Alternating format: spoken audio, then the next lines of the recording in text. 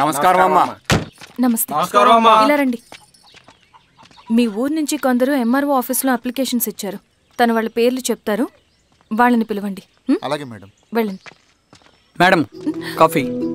నువ్వెప్పుడు వచ్చావు రవి? మీరు గంటకోసారి కాఫీ కావాలంటారు కదా, మాటి మాటికి వెళ్ళి రావడం ఎందుకని వచ్చేసా.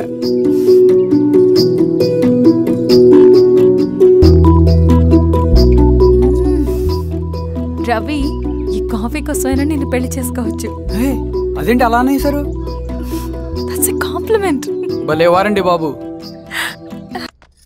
నమస్కారం. రండి రండి. ఎంఆర్ఓ శిరీషారెడ్డి గారు. శిరీష రెడ్డా? శిరీష అనే పిలవచ్చుగా. అమ్మమ్మ, పులికి పంచాలాగా సింహానికి జూల్లాగా అది మన ఐడెంటిటీ, అదంతా ఉండాలి. సరే బాబాయ్, నేను ఫ్రెష్ అయ్యేస్తాను, మీరు కానివ్వండి. అయినా ఈ కాలం చదువుకున్న ఆడపిల్లలతో మాట్లాడటం చాలా కష్టం. చుట్టుపక్కల శిరీష్ కొన్న ఇమేజ్ మనకి చాలా మంచి అయింది ఈశ్వర.